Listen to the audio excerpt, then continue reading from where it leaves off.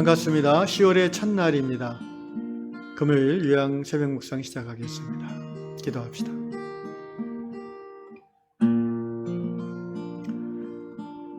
하나님의 말씀은 살아있고 운동력이 있어서 우리 삶 가운데 하나님의 사건을 일으키는 말씀인 줄로 믿습니다. 오늘 하루도 말씀으로 시작하는 이 하루, 하나님의 말씀이 단지 지식이 아니라 듣고 흘려보내는 것이 아니라 오늘 하루의 삶 속에 사건을 일으키는 능력의 말씀, 또 역동하는 말씀 되도록 성령이 인도하여 주시옵소서.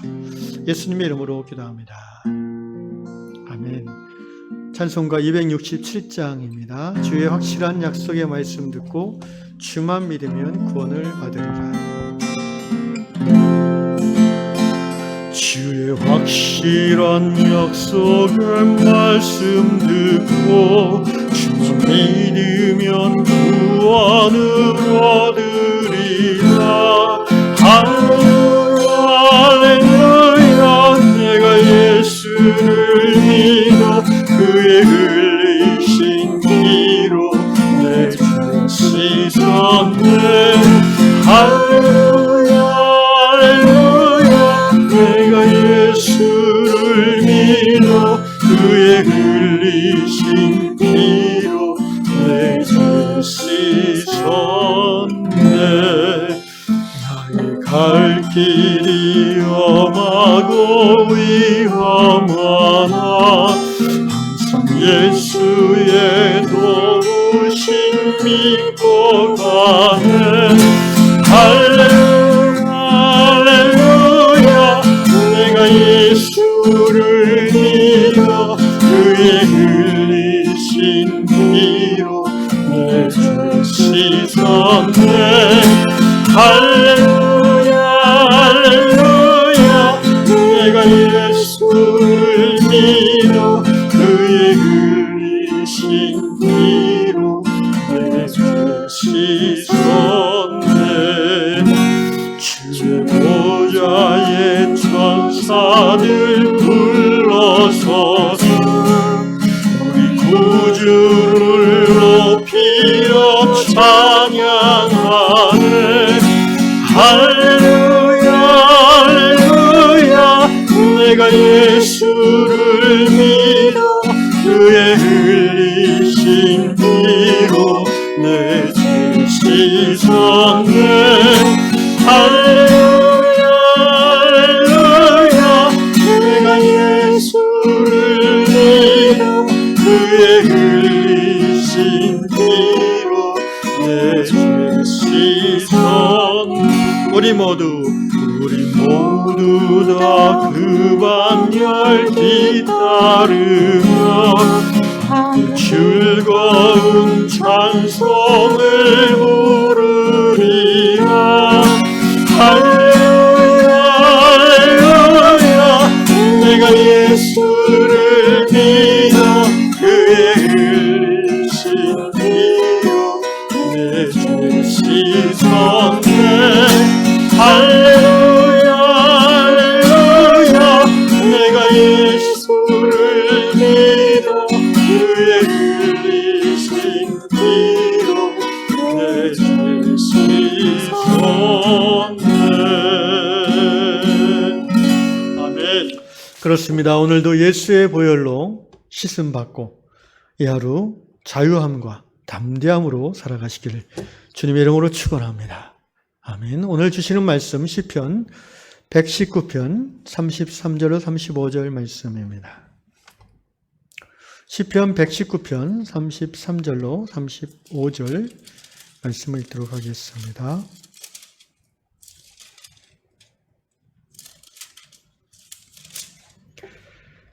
여호와여, 주의 율례들의 도를 내게 가르치소서. 내가 끝까지 지키리이다.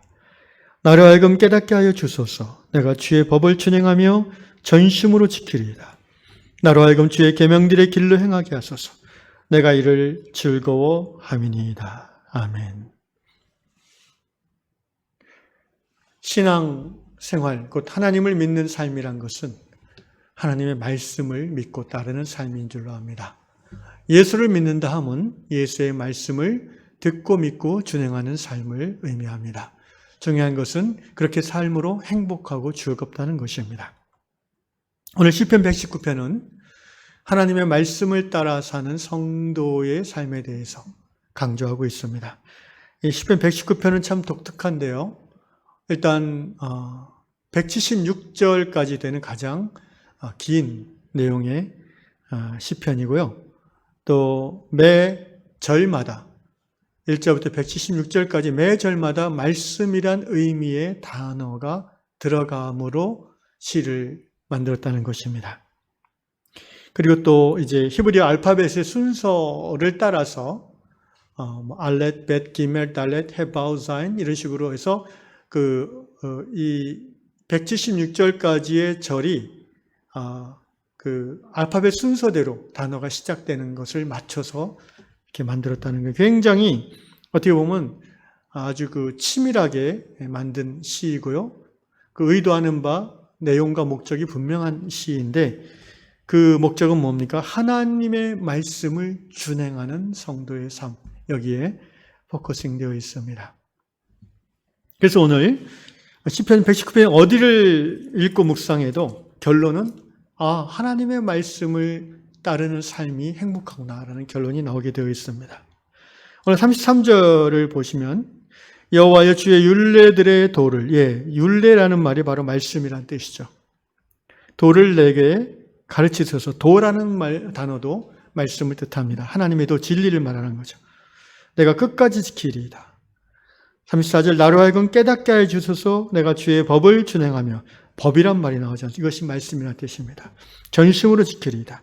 35절 나로 하여금 주의 계명들의 길로 행하게 하소서. 계명이란 말 역시 말씀이라는 뜻입니다.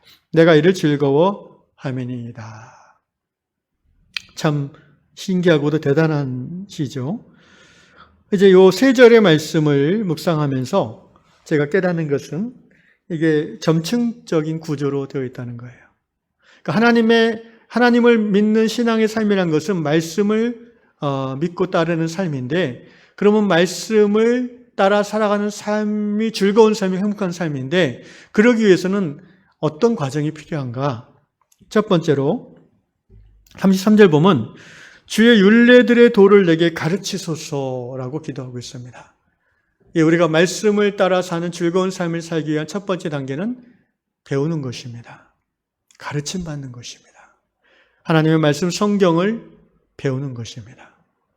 여러분, 말씀을 배우는 것은 신앙생활의 기초이며 시작이며 또 끝나지 않는, 우리가 이 땅에 사는 동안 영원히 반복되어져야 될 기본입니다. 아무리 신앙생활 오래 하고 성경을 달달 외운다 할지라도 말씀을 날마다 배워야 됩니다. 왜냐하면 이 말씀을 가르쳐 주시는 분이 바로 성령 하나님이시기 때문입니다. 그래서 이 시인은 여호와여 내게 가르치소서 이렇게 하나님께 직접 가르침을 청하고 있습니다. 또한 신약성경 보면 사도행전 2장 최초의 예루살렘 교회가 시작될 때에 교회가 힘쓴 것 세 가지가 있는데 그 중에 첫 번째가 뭔지 아십니까? 사도행전 2장 42절 They devoted themselves to the apostles' teaching. 디다케라는 단어인데 teaching, 교육을 말하죠. 헬라어로.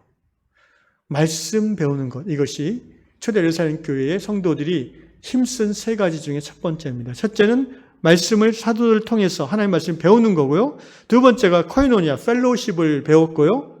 세 번째가 펠로우십을 실천했고요. 세 번째가 이제 기도를 실천했다는 겁니다.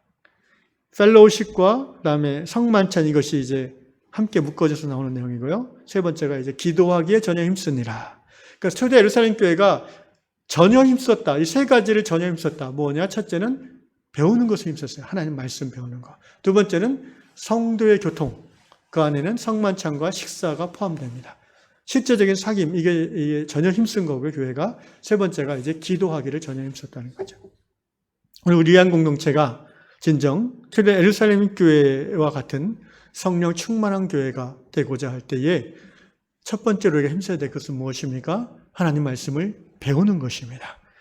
하나님 말씀이 기쁨으로 배워지고 또 기쁨으로 가르쳐지고, 그래서 모든 우리 양 성도들이 말씀 배우기를 즐거워하는 복된 교회 되시기를 주의 이름으로 축원합니다. 두 번째로 34절 보시면 나로 하여금 깨닫게 하여 주소서라고 기도하고 있습니다. 말씀을 배운 자는 두 번째 단계에서 이제 스스로 말씀을 깨닫는 단계로 나아가야 됩니다. 말씀을 배우는 것과 말씀을 깨닫는 것은 긴밀하게 연결되어 있습니다. 그런데 날마다 계속해서 배우기만 하고 본인 스스로 깨달음이 없다면 신앙은 잘하지 않습니다. 여러분, 이것 굉장히 중요한 부분입니다. 신앙은 나와 하나님과의 개인적, 인격적 관계요 사귐에서 시작하는 것이고 그것이 평생 가는 거예요. 그런데 그것이 하나님과의 관계에서 깊어지는 데 있어서 중요한 통로가 하나님의 말씀, 또 곧 하나님의 뜻, 나를 향한 하나님의 계획, 이것들을 내가 깨닫는 거예요. 목사님을 통해서 배우는 것으로 그게 자기가 되지 않아요. 성령 안에서 스스로 깨달아야 돼요. 그렇지 않는 성도는 신앙이 잘하지 않을 겁니다. 깨닫는다는 것은 정말 자기 거를 삼는 과정이에요. 그래서 강의 듣고 끝나는 학생은 성적이 그렇게 좋지 않을 거예요. 그죠? 강의 듣나 어떻게 해야 돼요? 공부를 해야죠. 자기 거로 만들어가다. 그래야 시험 성적이 잘 나오는 것처럼 우리가 하나님의 말씀을 교회에서 배우고 그냥 이제 끝났다, 수료증 나왔다, 그걸로 만족하는 사람은 내적 신앙의 성숙이 일어나지 않을 겁니다. 하나님 말씀을 깨닫는 은혜가 여러분에게 있기를 주의 이름으로 축원합니다. 성령의 역사입니다. 요한복음에 보면 성령께서 하시는 중요한 일 중에 하나가 예수께서 이 땅에서 행하셨던 그 모든 말씀, 예수님의 말씀을 생각나게 하는 것이라고 했어요. 그 말씀이 생각난다는 것은 내 안에 그것이 깨달아진다는 것입니다. 여러분, 제가 성경을 30년째 설교하고 가르치지만 지금도 날마다 성경이 깨달아집니다. 그런데 이것이 비할 수 없는, 무엇과 바꿀 수 없는 즐거움이에요. 하나님의 말씀을 깨닫는 것은 정말 재미있고 즐거운 일입니다. 여러분에게 이 인생의 재미, 신앙의 재미가 주어지기를 주님의 이름으로 축원합니다. 세 번째가 있습니다. 35절입니다. 제가 읽겠습니다. 나로 하여금 주의 계명들의 길로 행하게 하소서. 배우고 깨달은 다음에 우리가 가야 될 최종 단계는 뭐예요? 길을 걸어가는 겁니다. 계명들의 길, 말씀의 길. 내가 지식으로 배웠어요. 깨달았던 것은 그것이 내 마음에 내 가치관, 내 세계관, 내 생각, 나의 인생관, 나의 사상으로 정착됐다는 거예요. 그런데 여기에 가슴에서 머무는 것은 어떻게 보면 하나님 나라를 이루어가는 삶을 살게 하지는 못해요. 이것이 말과 손과 발과 얼굴 표정과 관계 속에서의 모든 그 태도의 열매로, 삶의 열매로 나타날 때 비로소 나는 주의 말씀대로 살아가는 사람이 되는 겁니다. 그래서 계명들의 길로 행하게 하소서 이런 표현을 썼어요. 길은 무엇입니까? 길은 우리가 살아가는 삶을 말하죠. 인생을 살아가는 것을 길을 걷는다라고 비유를 많이 하죠. 여러 가지 길이 있어요. 말씀을 배우고 깨달았다 할지라도 여전히 세상의 길을 걷는 사람들은 하나님 나라 백성의 삶을 사는 게 아니죠. 세상 가운데 하나님의 길이 있어요. 바로 예수죠. 예수께서 나는 길이다라고 선언하시지 않았습니까?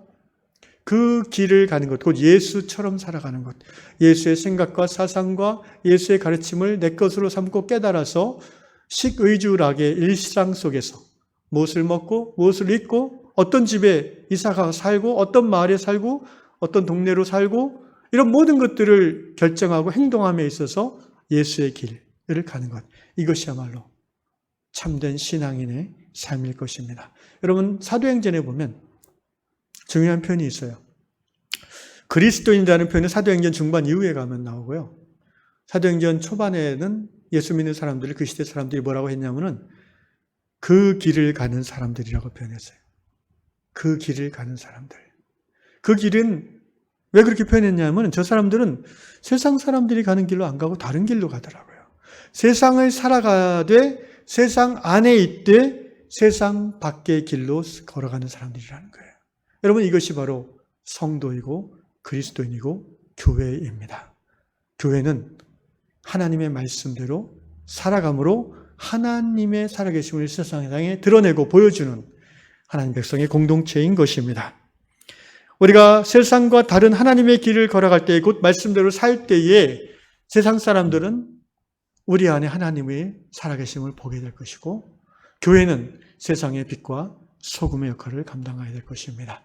우리 요한교회 말씀을 배우고 말씀을 깨달아 말씀의 길로 살아가는, 그래서 세상 사람들이 우리를 볼 때에 저들은 정말 예수 믿는 사람들이구나 라고 감탄하기까지 정말 그럴 수 있는 우리가 되면 좋겠습니다. 하나님께서 우리를 거기까지 이 땅에 사는 동안 인도해 주시기를 간절히 이 아침에 기도하시기를 축원합니다. 기도하겠습니다.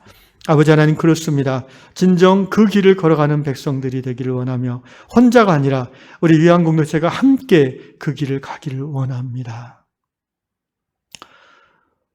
이 자본주의 대도시에서 늘 지위와 소유를 위해서 경쟁하며 지치게 살아가는 이러한 삶에서 주님, 이제는 한 걸음 물러나서 우리 인생의 노년을 준비하고 하나님 앞에 가는 그날을 교회로서 함께 준비하는, 그래서 진정 말씀대로 살아감이 무엇인지 우리가 공동체 안에서, 마을 안에서 함께 실험해보고 실천해보고 그 속에서 희노애락을 함께 누리며 또 그 속에서 갈등을 함께 풀어나가는 정말 예수님의 교회, 그 길을 가는 사람들이 될 수 있기를 원하오니 성령이여 우리를 인도하여 주옵소서. 예수님의 이름으로 기도합니다. 아멘.